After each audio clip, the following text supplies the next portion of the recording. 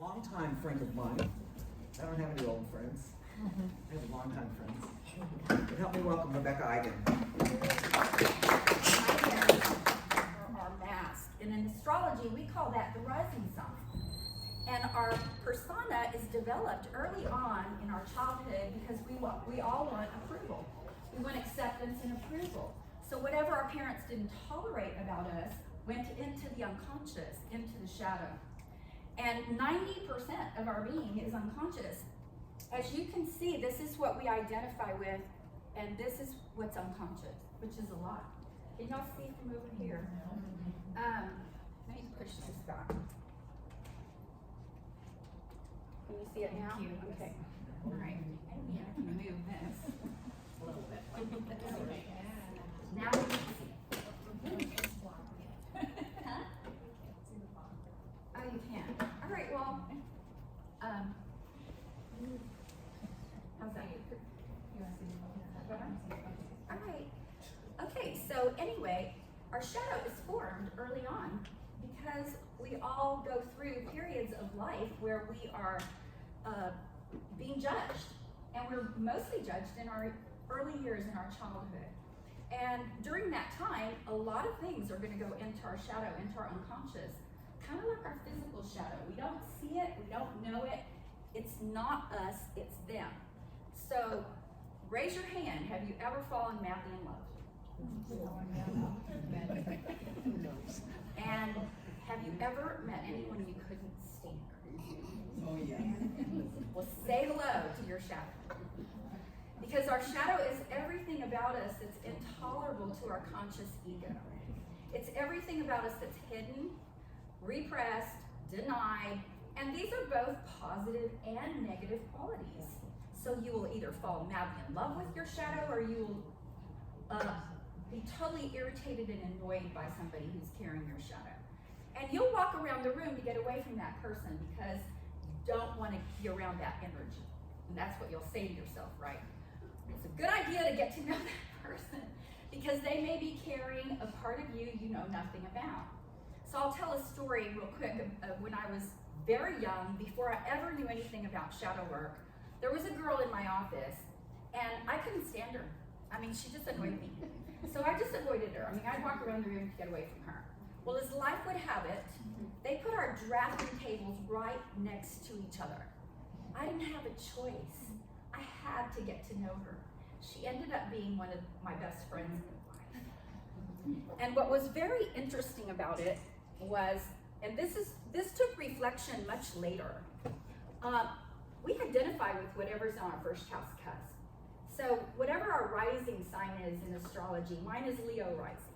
I have Aquarius on the 7th house cusp. She was an Aquarius.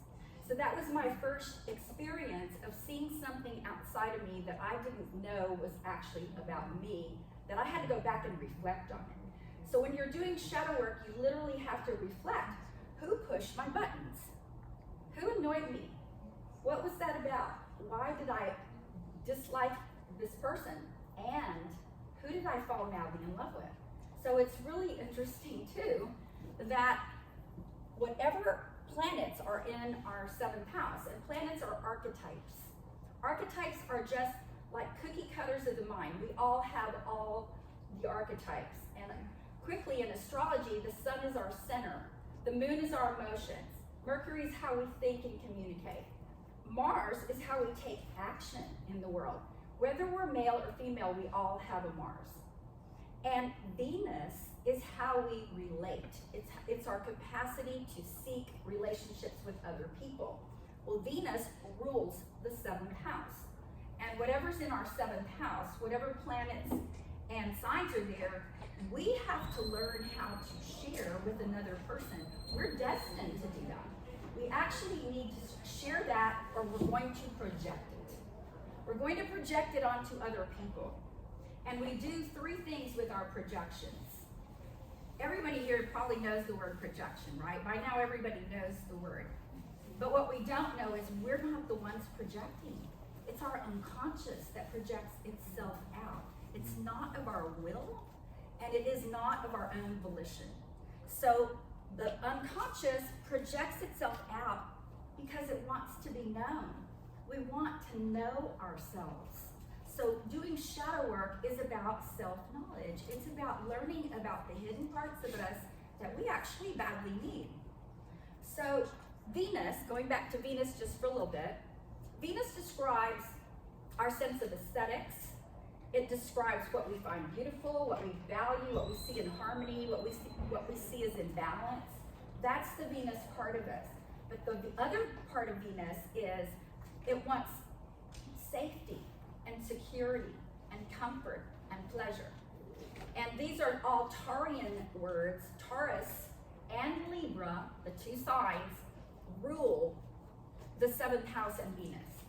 So from the Libra part of us, we want collaboration. We want cooperation. We want to meet each other halfway. We want to have a partnership. And the Taurus part of us, though, wants security and safety. So in order to be in a long-term relationship, we have to have both. We have to see that we all need safety and security. And right now we kind of live in a fast food relationship world where we see somebody across the room and we're like a moth to a flame. We don't understand why we're so compelled or compulsive towards that person. And it's highly unconscious. The unconscious has actually chosen that person for us. We didn't choose that. So what was really interesting about learning Jungian psychology was that we're all looking for fragments of ourselves out there. And we go through life collecting these pieces by the repetitive patterns that seek us out, because they're going to follow us like a ball and chain. If we don't get it, it'll just start to repeat. So when something is repeating, you know it's about you, you just don't know about it. And when anything is repeating and it gets divisive in a relationship, what I help people see is, how do you see the opposites that you're polarized about? One person will take one extreme, the other person starts taking the other extreme, and it gets very uncomfortable. And I'll tell a story of when I was married. When I was married, my husband was 34 and I was 24, and he was very practical and very responsible. So he gave me this feeling of safety and security. And I just thought he was wonderful, right? And so I married him. And after about a year and a half, I wondered, what did I get myself into? Because we were two huge extremes. We were like the odd couple, Felix and Oscar. I mean, it was incredible how we were total opposites. And so we fall in love with our opposite in order to see the part of us that we are missing. I needed to be more like him, but I didn't know any of that then. So I left him, right? And I had to do exactly what he was doing, but I didn't like that he was so practical and responsible. He was a stick in the mud he didn't want to risk. And I was fun and social and bringing people together. And he had nothing of those qualities, so he was very attracted to me because I was everything he wasn't, and vice versa. So when I left him, because he was a stick in the mud, he was too responsible and too practical, guess what I had to learn? To buy a house, to build a business, to do all of the things he was doing for both of us. So it was very interesting though, and that's not all we polarized on. We polarized on a lot of things. So 6 years later, I get a business partner, and she was an Aquarius. Oh, and my husband had the moon in Aquarius, exactly on my 7th house cusp. And the moon being your mother and also your emotions. So he was very drawn to me because I was so much like his mother. And I was very drawn to him because he was so much like my mother. And that was what later, I mean, none of this was registered until I studied Jungian psychology. How this is how we find ourselves, is through seeing other people and being so magnetically drawn to them. And it's not like we just find that person attractive. It's not like we see somebody across the room and go, oh, they're handsome. It's not like that. When we're really drawn to somebody, there's a fascination. And a fascination is almost like a compulsion. I'm gonna read something in my book. I actually wrote a book about all this. And this is a quote by Carl Jung. And I thought it was very significant. A fascination of this kind is never exercised by one person upon another. It is always a phenomenon of relationships, which requires two people insofar as the person fascinated necessarily has a corresponding disposition. But the disposition must be unconscious, or no fascination will take place. The fascination is a compulsive phenomenon in the sense that it lacks a conscious motive. It is not a process of will, but something that rises up from the unconscious and forcibly obtrudes itself upon the conscious mind. So I started studying all of this many years ago, and my mother and father watched a VHS of me speaking. I'm going to pass out a Kathy cartoon. And when they watched this cartoon, this VHS, yeah, please, thank you. I'll put some over here. Would you mind passing some back? I'll keep one. I can read it. In this Kathy cartoon, she demonstrates, and it was so cool that my mom saved this and sent it to me. I met a man named Kenny, Mom. He's so funny and outgoing. Really? When you met Irving, you raved about his ambition.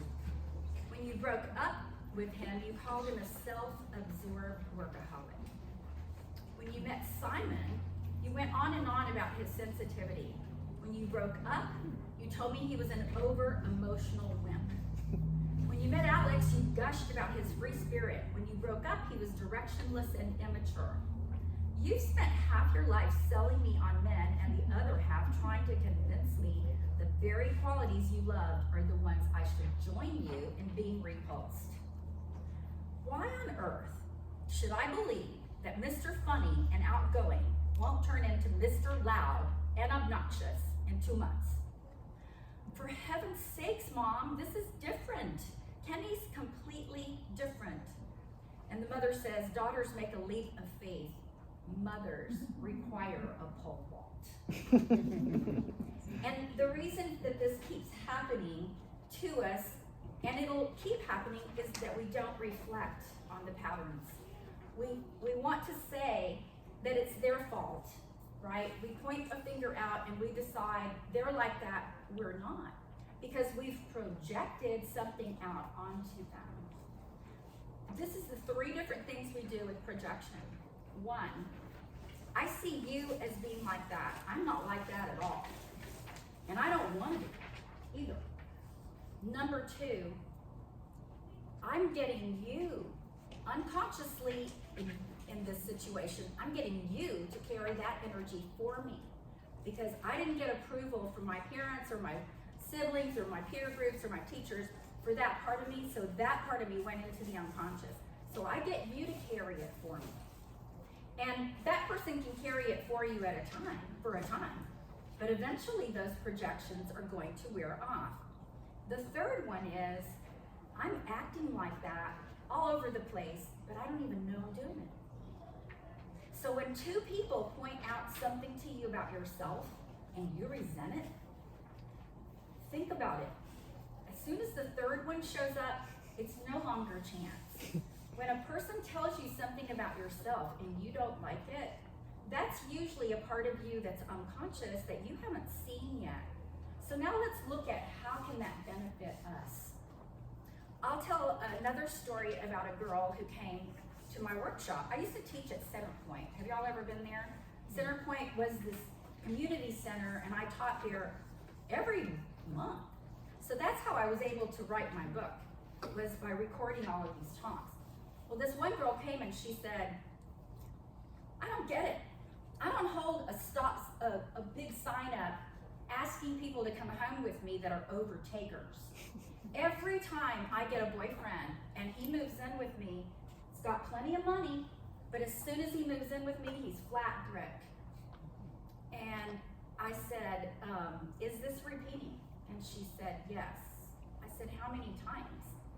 She said, 3. I'm on the 3rd person. And it's puzzling me. Why is this happening to me? I said, some of these things are so buried in us and so unconscious. It sounds simple, doesn't it? Close your purse.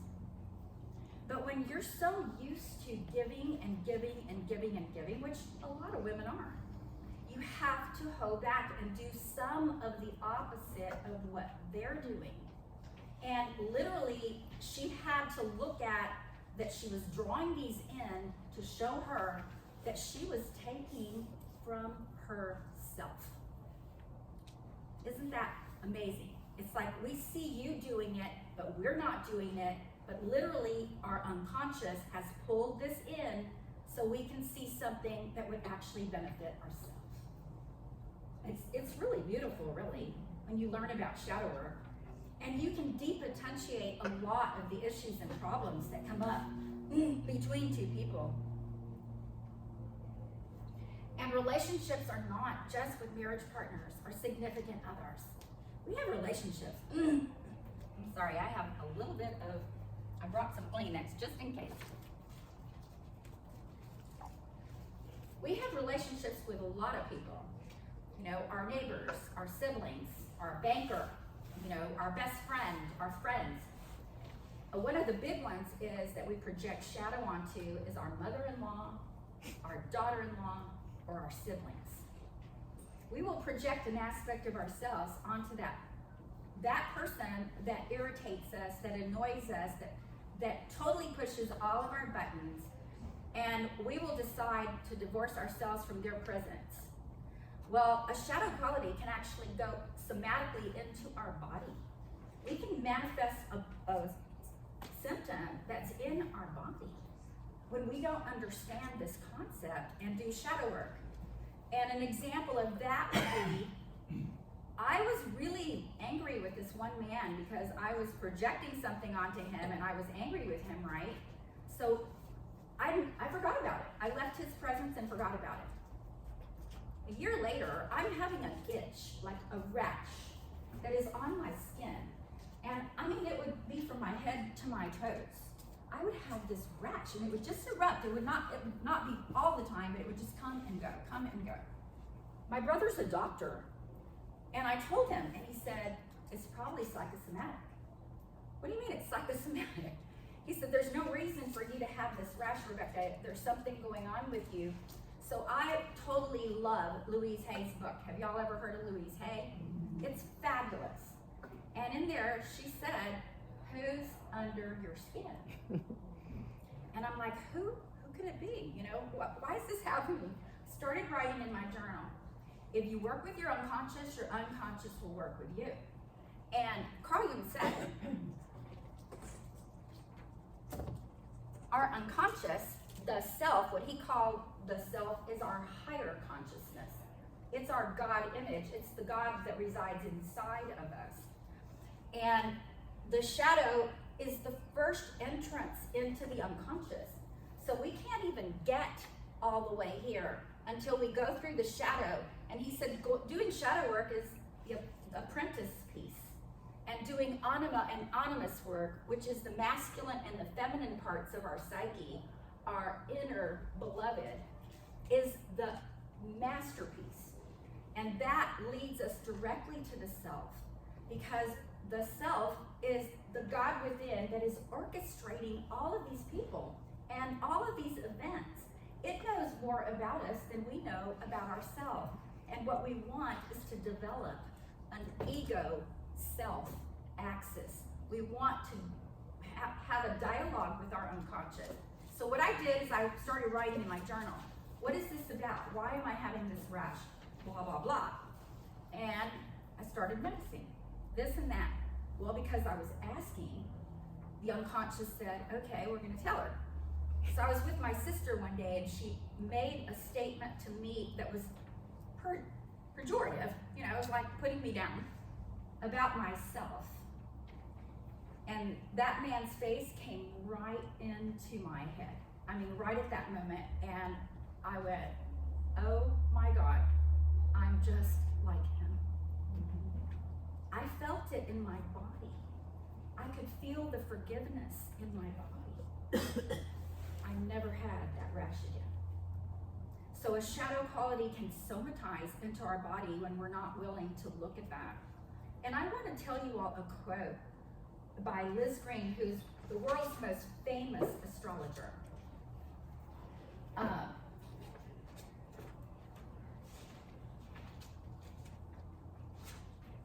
wrote notes to do this for probably a week. You know, we could talk for a whole week about all this. Where's my quote? And in fact, you know, I should tell you all right now, I don't see the quote. I'm starting a meetup group where I'm going to help process people one-on-one. I think those were the happiest days of my life when I was teaching at Centerpoint and starting meetup groups, because I could process people one-on-one and help them see that whatever's in their 7th house, they're destined to share that with another person. That's a part of them that they have to learn about so they can do that in a balanced way with another person. Otherwise, that person's going to do it to an extreme, and we're not going to like them. We're going to be two huge extremes. How bizarre. I really wanted to say it because it was so pretty. I mean, it's pretty. It's so, there it is. The most profound meaning of Venus, and again, Venus is our capacity to relate. It's our need to connect with others, is the beloved. Be it a person, an object, or an intellectual ideal, as the mirror of one's soul. It is a glimpse of God to whom one's soul belongs. The beloved is our higher self. It is the part of us what Jung called the self. So when we fall in love with somebody, we're actually putting our God self onto that person. And they can carry that for a time. But eventually, if anybody's been married and divorced, or you know, in relationships, in and out of relationships, eventually the new wears off and we get to see who that person really is.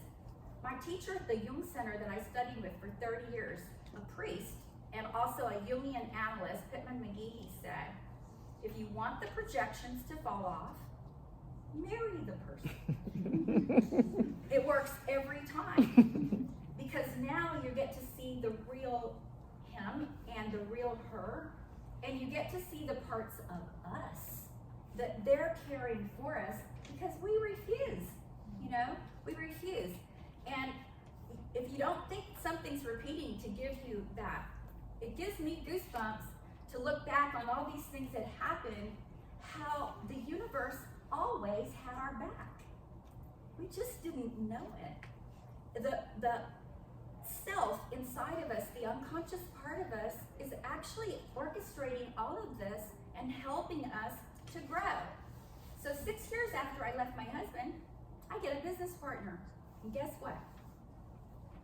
She was an Aquarius. 6 years later, but I was the common denominator in these two relationships. So I sat her down and I said, we're polarizing. This is what you're doing and this is what I'm doing. We need to talk about it. So if you're married to somebody who won't talk, because a lot of people will be married to somebody who's the silent partner type. They're not going to talk to you. Well, we need to say to that person, I love you. I can feel that you're upset with me, or I can feel what's, you know, something's wrong. I love you and I want to know. Will you please write it down? And once you start that dialogue with that person, you want to know, one, I know this person has my back. So you want the safety and security for a relationship, and you want to relate and connect, right? I really believe that you're telling me these things not to hurt me, but to help me, to support me. So that's number one in having a really great relationship. I want to believe that you have my best interest at heart. Number two, I want to know you're capable of a healthy relationship. And a person who is toxic cannot ever is never accountable. It's always somebody else's fault. They blame everything on everybody else, and they will not look at themselves at all or start up a dialogue to where you can meet each other halfway. So we can't save everybody. And some of us have very strong Neptune, and so we think we're going to save this person. We're going to educate them. We're going to enlighten them. Well, if we were so enlightened, would we be messing with them? We're not like Florence Nightingale. We have to let them do their own work. And we want to know the third thing is, are they dependable? If they give their word, do they show up? Are they trustworthy? If they make a mistake, we all make mistakes, can they say, I am sorry? Not do it again and again and again.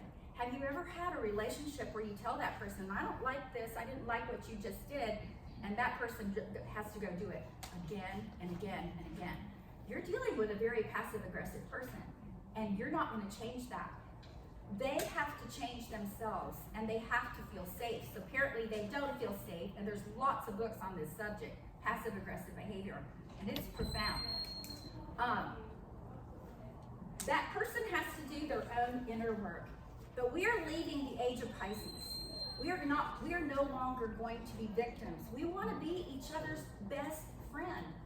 And in the age of Aquarius, we want to communicate. This is an air house.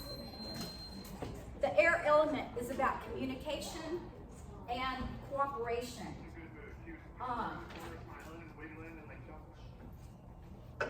How many minutes do I have? A couple. Our paradigms have to change. We need to stop looking at each other through a veil, through rose-colored glasses. We need to get to know each other as friends. And there is a mystical union that is taking place in the unconscious of everyone. And that is the masculine and the feminine. Whether we're a man, we have a feminine, and whether we're a woman, we have a masculine. Those opposites are seeking each other out. This is why we fall in love, but we're falling into our own unconscious unless we're willing to do this inner work. And astrology is so valuable for helping you to see what is in the unconscious, and when something is repeating, clearly the unconscious is working and wants you to see that part of you. And I can speak for the whole day about this subject because it's so profound. So I created a meetup, and I'm passing this out to everyone who's interested in the meetup. It starts April 1. And I'm going to take 12 people at a time, and I'm going to work with you all. And then 12 more people. So if you're interested in being on my mailing list, please come to my table. I'm at the front door, right as you walk in. And that person that you're so in love with or that you can't stand has another clue to another part of you that you're missing, that you badly need. So, self-knowledge is the best gift that you can give your partner and yourself. And that is the holy place